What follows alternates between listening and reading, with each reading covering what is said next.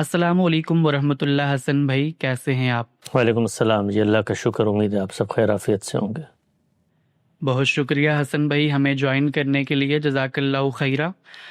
حسن بھائی، جیسا کہ آپ کو معلوم ہے کہ پاکستان کے مشہور اسکالر اور ہمارے استاذ محترم انجینئر محمد علی مرزا صاحب پر ابھی حال ہی میں توہین رسالت کی دفعہ 295C کے تحت مقدمہ درج کیا گیا ہے، اور علماء کرام کا کہنا یہ ہے کہ ایک تو انجینئر صاحب کی پوری تاریخ رہی ہے کہ وہ صحابہ کرام کے حوالے سے، نبی الاسلام کے حوالے سے اور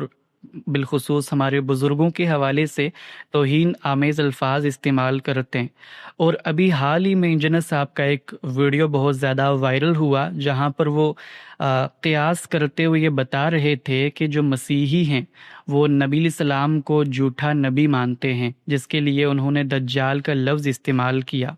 اور اسی لفظ دجال کے استعمال کرنے پر علماء کرام نے گرفت کی اور یہ کہا کہ یہ نبی علیہ السلام کی شان میں گستاخی ہے، اور باقاعدہ علماء کرام کے طبقے کی طرف سے انجینئر صاحب کے خلاف کفر اور مرتد کے فتوے جاری کیے گئے، اور آج وہ جیل کی سلاخوں میں پڑے ہوئے ہیں۔ تو اسی حوالے سے میں چاہوں گا کہ آپ ہماری رہنمائی فرمائیں کہ ایک شخص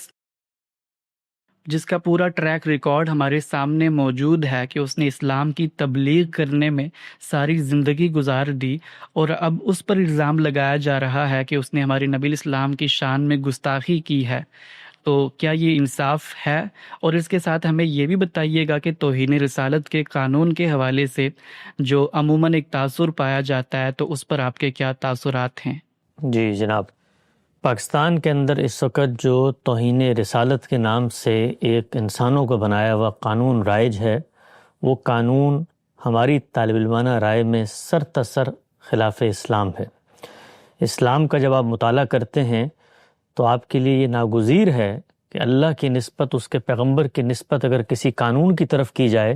تو اس کا ثبوت ہو۔ جس قانون کو ہمارے ہاں جگہ دی گئی ہے وہ ہمارے دین میں سرے سے موجود ہی نہیں ہے۔ یہ قانون خلاف اسلام ہے، خلاف شریعت ہے، خلاف اخلاق ہے، اور اس کے ساتھ ساتھ جو مسلمانوں کی علمی روایت وجود پذیر ہوئی ہے، جس کے اندر جلیل القدر فقہا نے رسالت مآب صلی اللہ علیہ وسلم کے علم سے، آپ کے استدلال سے، آپ کے طرز عمل سے، آپ کے اسوہ سے، آپ کے تفہیم و تبیین سے، آپ کی دین کی شرح و وضاحت سے دین کے فنون اور علوم کو مرتب کیا ہے، جو فقہ کی صورت میں، علم کلام کی صورت میں اور باقی دیگر فنون کی صورت میں سامنے آتی ہیں، ان کے بھی مطابق نہیں ہے۔ ہماری امت کی علمی تاریخ اس قانون سے بالکل مختلف بات کہتی ہے، اور وہ جو قانون ہمارے یہاں اس وقت رائج ہے، جس شکل میں ہے، اس کو خلاف فقہ سمجھتی ہے۔ ہمارے عہد کے ایک بہت بڑے عالم مفتی تقی عثمانی صاحب نے اپنے طالب علموں کے ساتھ گفتگو کرتے ہوئے اسی حقیقت کا اظہار کیا کہ جو توہین رسالت کا قانون اس وقت ہمارے ہاں موجود ہے، رائج ہے، نافذ ہے،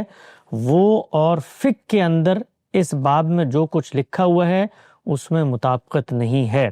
چنانچہ اس بارے میں تو ہمارا موقف ہمیشہ سے یہ رہا ہے کہ اس قانون کے اندر ترمیم ہونی چاہیے، اس قانون کو درست ہونا چاہیے، اس لیے نہیں کہ اس کا غلط استعمال ہوتا ہے، اس لیے نہیں کہ یہ مذہبی لوگوں کا ایک ہتھیار ہے جو اپنے فرقہ وارانہ تعصبات کے لیے وہ ایک دوسرے کے خلاف استعمال کرتے ہیں۔ سب سے پہلے اس لیے کہ یہ اللہ اور اس کے رسول کے نام پر بنایا گیا ہے، اور دنیا کو یہ پیغام دیتا ہے کہ وہ خدائے بلند و برتر جو اس کائنات کے نظام کو انصاف سے چلانے کی بات کرتا ہے، اس کی دی ہوئی ہدایات میں کسی شخص کے منہ سے کوئی ایسا کلمہ نکل جائے جس کی وضاحت، جس پر ندامت، جس پر رجوع، جس پر توبہ، جس پر انابت کی سرے سے کوئی گنجائش یہ قانون ہی نہیں مانتا۔ یعنی وہ خدائے بلند و برتر جو زندگی بھر کفر کرتے رہنے کے بعد، شرک کرتے رہنے کے بعد، جس وقت آپ اسلام کی طرف رجوع کرتے ہیں تو آپ کے سابقہ گناہوں کو معاف کر دیتا ہے، اس خدا کی نسبت سے ہم اس قانون کو دنیا میں پیش کرتے ہیں کہ خدا کا اقرار کرنے کے باوجود، اس کی شریعت کا پابند ہونے کے باوجود، آپ کے منہ سے اگر کوئی ایسا کلمہ نکل جائے جس پر لوگوں کا یہ تاثر ہو کہ کوئی گستاخی ہو گئی ہے، کوئی اہانت ہو گئی ہے، تو آپ کے پاس وضاحت تک کا موقع نہیں ہے۔ آپ اگر کسی غلطی کا ارتکاب کر چکے ہیں تو اس پر توبہ رجوع انابت کا موقع نہیں ہے۔ تو اب یہ وقت آ چکا ہے، دنیا کے سامنے یہ بات کھل چکی ہے کہ یہ قانون جو ہمارے ملک میں رائج ہے، جس کو انسانوں نے بنایا ہے، جس کے اندر ترامیم انسانوں نے کی ہیں، شریعت کا قانون اٹل ہوتا ہے، وہ قائم شدہ ہوتا ہے، وہ ثابت شدہ ہوتا ہے، اس کے اندر اس طریقے سے ترامیم اور تغیر نہیں ہوتے۔ یہ انسانوں نے قانون بنایا تھا، اور اس قانون کی اپنی تاریخ کیا ہے اس کو آپ پڑھ سکتے ہیں۔ جس طریقے سے قانون وجود پذیر ہوا اس کو آپ دیکھ سکتے ہیں، کیسے ہمارے مقننہ نے، کیسے ہماری انتظامیہ نے اس قانون کے استدلال میں غلط نقطہ نظر کو پیش کیا۔ جن علماء اور دانشوروں نے اس کے ثبوت کی بحث کی، انہوں نے غلط حوالے پیش کیے، خود ہمارے علم کی غلط آراء کو نقل کیا گیا۔ تو اس قانون کے بارے میں تو اب دو رائے نہیں ہو سکتی کہ اس کا اسلام سے سرے سے کوئی تعلق نہیں ہے۔ چنانچہ اگر یہ قانون محل نظر ہے تو اس قانون کا جس پر اطلاق کیا جاتا ہے اس سب کو بھی اثرنو طور پہ ہمیں دیکھنا پڑے گا۔ یہ قانون ایک سیاسی قانون کے طور پر استعمال کیا جاتا ہے، ہماری ریاست بھی اس کو استعمال کرتی ہے، مذہبی گروہ بھی استعمال کرتے ہیں۔ نام ہے ناموس رسالت کے تحفظ کا قانون، لیکن حقیقت میں یہ اپنے فرقوں، اپنے مسلک، اپنی برتری اور اپنے خلاف اٹھنے والی آوازوں کو دبانے کا قانون ہے۔ اس قانون کو ریاست کے کارپردازوں نے ان لوگوں کے خلاف بھی استعمال کیا جو اس ملک میں مسلح انتظامیہ کی مداخلت پر کچھ سوال اٹھاتے تھے، ان کو اٹھا کے جیلوں میں ڈال دیا جاتا ہے، اور ان پر اسی طریقے سے توہین رسالت اور توہین مذہب کے دعوے دائر کر کے عوام کو ان کے خلاف متوحش کیا جاتا ہے۔ اور پھر اس قانون کو ہماری مذہبی دینی قیادت نے استعمال کیا ہے، اور ریاست ان کی باج گزار بن کے، ان کی دریوزہ گر بن کے، ان کے مذموم مذہبی مقاصد کے سامنے سرنڈر کر کے اس قانون کو ہتھیار کے طور پر استعمال کرتی ہے۔ ہمارے علماء کو 1000 سال سلطنت کے اندر ایک اسٹیک ہولڈر اور پاور شیئرنگ کے فارمولے میں شریک کیا گیا تھا۔ ان کو جس وقت اس اقتدار کا خاتمہ ہوا تو یہ آخری ہتھیار ہے جو ان کے پاس ہے، جس کے ذریعے سے وہ ہر وہ آواز جو ان کے نقطہ نظر، ان کے مقاصد سے مختلف اٹھے، اس کے لیے اس کو استعمال کرتے ہیں۔ یہ کوئی قانون کے طریقے پہ استعمال ہوتا ہی نہیں ہے، نہ اس کا کوئی پروسیجر ہمارے ملک میں رائج ہے۔ جس وقت کسی شخص پر الزام لگ جائے تو الزام کی تحقیق، بندے کا بیان، اس کی نیت، اس کا کریکٹر، اس کا ماضی، اس کا حال، اس سب سے قطع نظر آ کر اس کو مجرموں کی طرح سلاخوں کے پیچھے دھکیل دیا جاتا ہے۔ وہاں پر وہ برس ہا برس پڑا رہتا ہے، اور پھر اس کے بعد کوئی عاشق رسول اٹھ کے اس کی گردن اتار کے دنیا کو یہ پیغام دیتا ہے کہ اس نے بہت بڑا کارنامہ سر انجام دیا ہے۔ پھر ہمارے یہی علماء اس کی نماز جنازہ پڑھتے ہیں، اس کے مزار بناتے ہیں، اور دنیا کو یہ پیغام دیتے ہیں کہ کسی علمی معاملے میں اگر تم نے ہم سے اختلاف کیا تو ہم تمہاری گفتگوؤں میں سے چند جملوں کو اٹھائیں گے، اس کے بارے میں یہ کہیں گے کہ اس سے ہمارے احساسات مجروح ہوتے ہیں، اور پھر اپنے احساسات کو پیغمبر کی اہانت اور توہین کا نام دے کر لوگوں کو دنیا سے مٹانے کی کوشش کریں گے۔ یہ سری پرسیکیوشن ہے،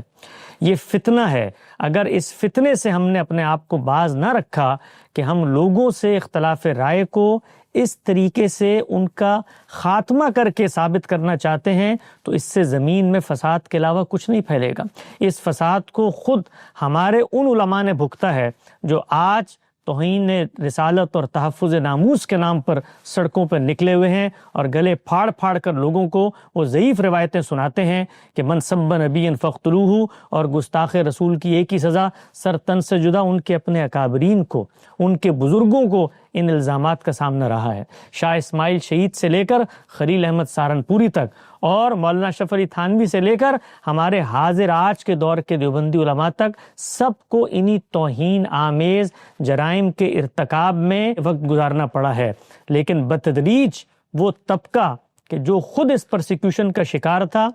بالآخر اس جگہ پر اتر آیا کہ اب وہ اسی ہتھیار کو جو اس کے خلاف استعمال ہوا اپنے مخالفین کے خلاف استعمال کر رہا ہے۔ تو انجینئر محمد علی مرزا صاحب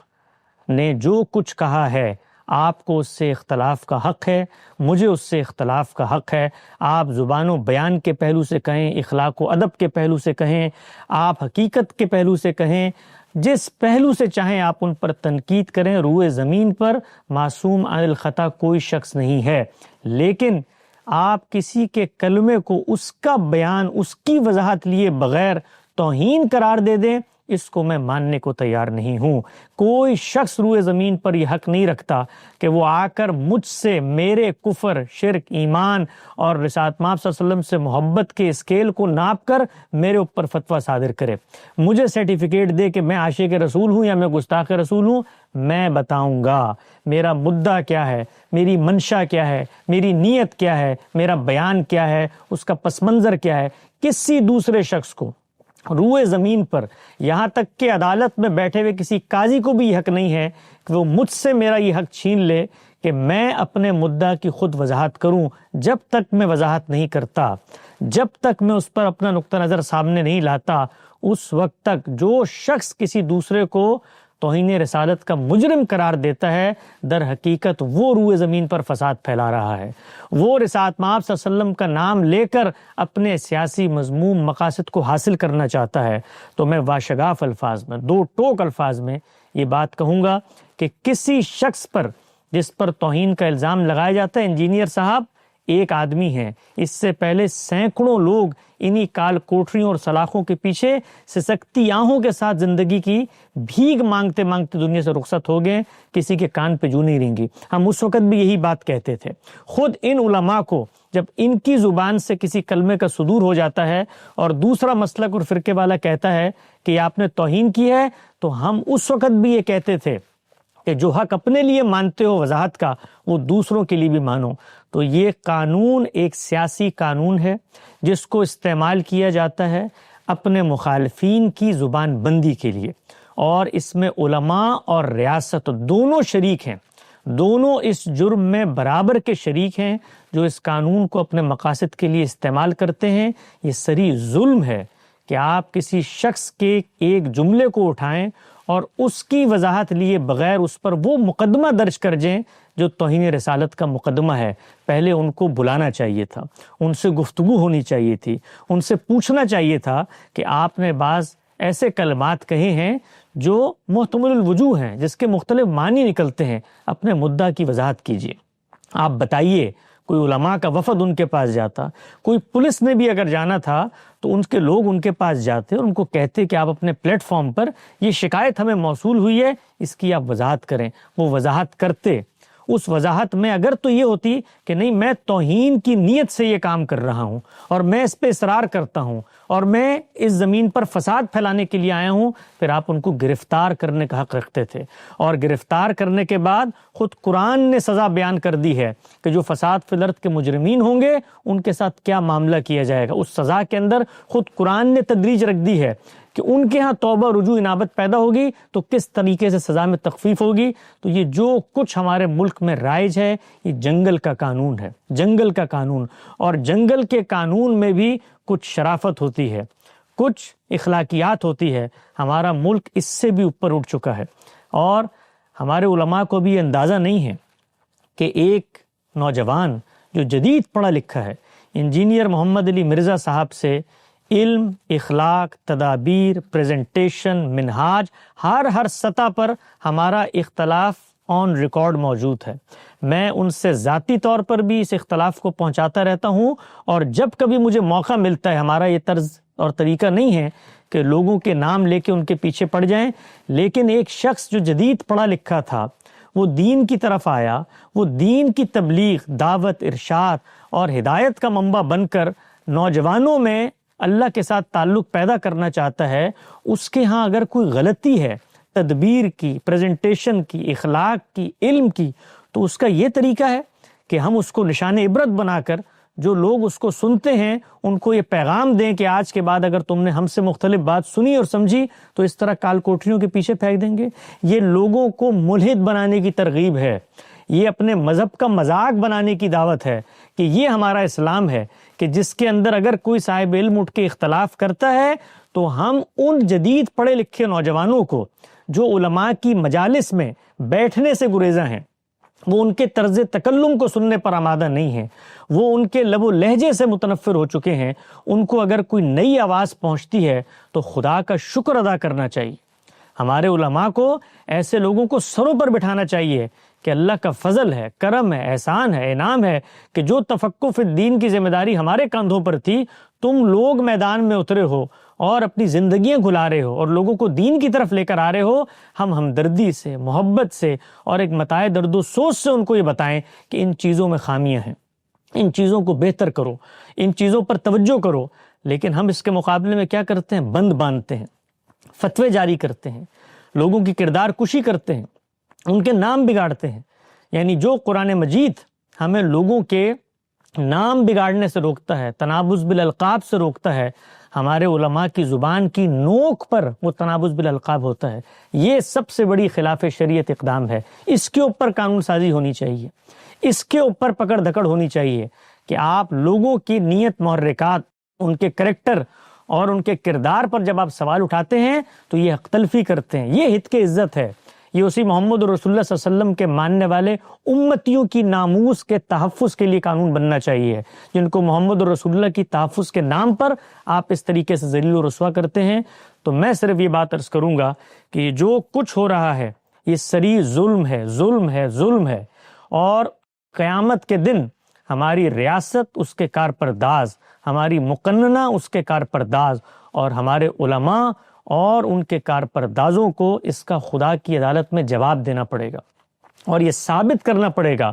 کہ لوگوں کے دلوں میں جھانک کر ان کی نیت محرکات کو تلاش کر کے جو دنیا کو آپ بتاتے ہیں، کیا اس کے بارے میں کوئی دلیل قطعی آپ کے پاس ہے؟ ہم تو اس پیغمبر کے ماننے والے ہیں جس پیغمبر نے اپنے صحابی کو کہا تھا کہ کیا تم نے اس کا دل چیر کے دیکھ لیا؟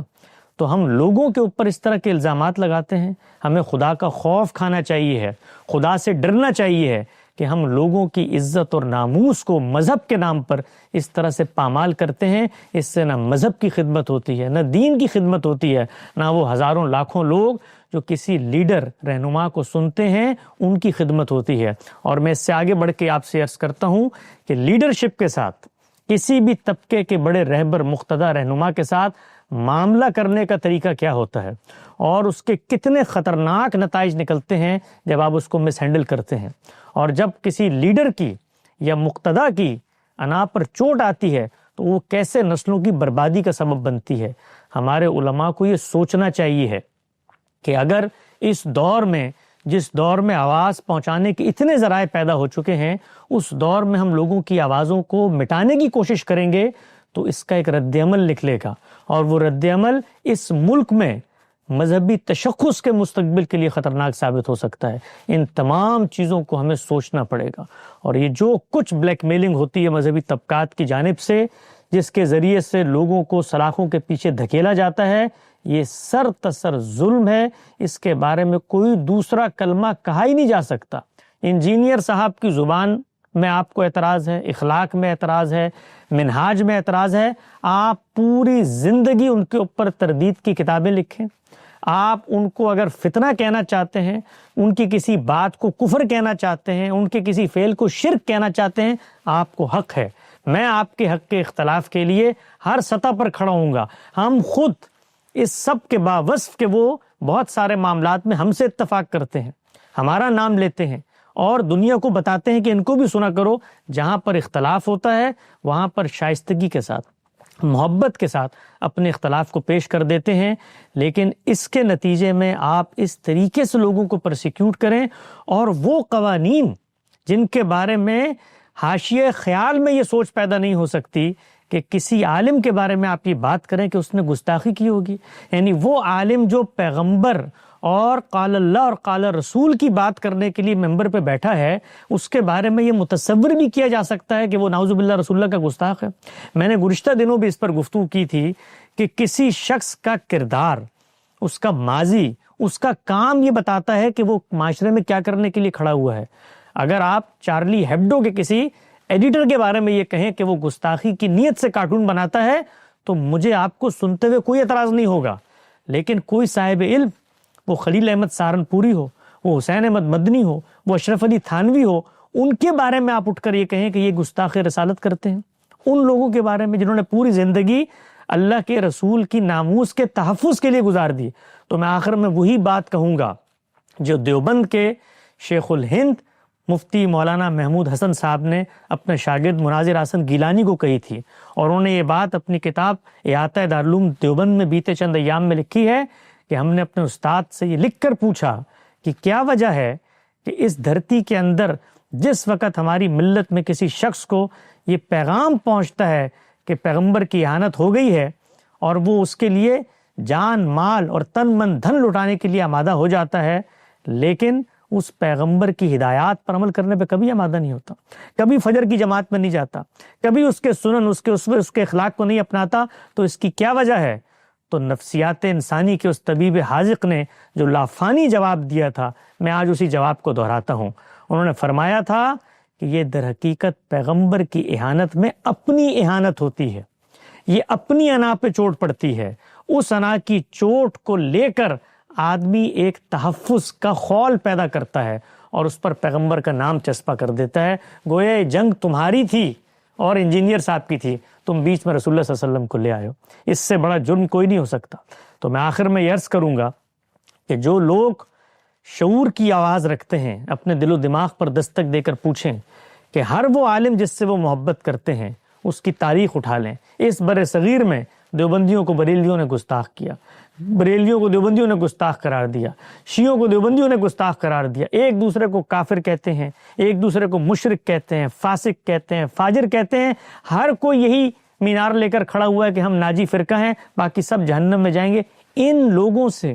اس پس منظر میں لوگ دین کی تعلیم حاصل کریں گے؟ وہ دین جو اخلاق، وہ دین جو صبر، جو تحمل سکھانے آیا ہے، ان علماء سے لوگ جا کر اس دین کی مثالی تربیت حاصل کریں گے۔ انجینئر صاحب سے میں خود ملا، ذاتی طور پہ ملا، اس نیت سے ملا کہ ایک آدمی اگر ایک نیا کام کرنے آیا ہے تو اس تک اچھی باتیں پہنچائی جائیں، خود ان کو بتایا جائے کہ یہ خامیاں، یہ اسکام، یہ کمیاں، یہ کوتاہیاں ہیں۔ یہ سلسلہ آج بھی جاری ہے۔ کیا کبھی کسی عالم نے اس درد دل کے ساتھ، ہزاروں میں نے ویڈیوز دیکھی ہیں دنیا بھر میں، جو اس شخص پہ تان تاریز، اس کا نام بگاڑنا، اس کو برا، آج تک بتاتے ہیں اس کو کہ دیکھو تم یہ غلط کر رہے ہو، کسی ایک شخص نے آج تک کبھی ڈیروگریٹ کو ویڈیو بنا کر ان کو بتایا کہ دیکھو بھائی یہ علم کے اختلاف ہیں، اس میں یہ ڈیروگریٹری ٹرمز یوز مت کرو، یہ باب شاب مت کہا کرو، یہ اس طریقے سے چیزوں کو مت۔ کسی نے محبت سے جا کر ان کے پاس بیٹھ کر گلے لگا کر ان کو یہ بات سمجھائی ہو؟ کیا ایسا ہوا ہے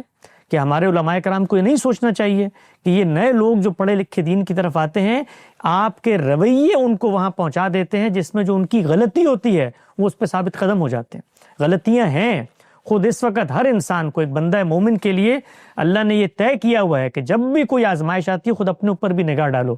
تو انجینئر صاحب جب باہر نکلیں گے اور انشاءاللہ سرخرو ہو کے نکلیں گے، اللہ ان کو اس طرح کے قبیح الزامات سے بری کرے گا، تو وہ خود بھی اس پر انشاءاللہ غور کریں گے کہ جس معاشرے میں وہ بیٹھے ہوئے ہیں، جن طبقات میں وہ گفتگو کر رہے ہیں،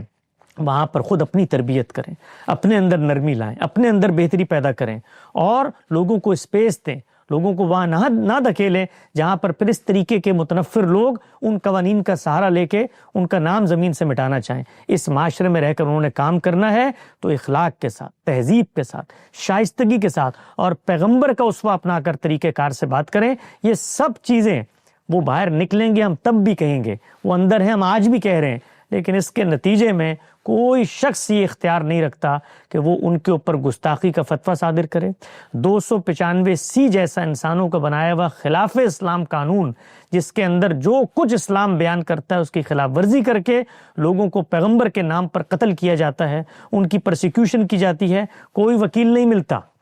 کوئی جج فیصلہ دینے کو تیار نہیں ہوتا، کوئی انصاف نہیں ہوتا اس قانون کے تحت۔ لوگ کال کوٹریوں میں اشرے گزار کے چلے جاتے ہیں، کسی میں ہمت نہیں ہوتی بات کرنے کی، اس لیے کہ لوگ ڈرتے ہیں ہم نے اس پر بات کی تو یہی الزام ہم پر لگا دیا جائے گا، نعوذ باللہ، کہ اس نے تو توہین رسالت کے قانون کی اہانت کر دی ہے،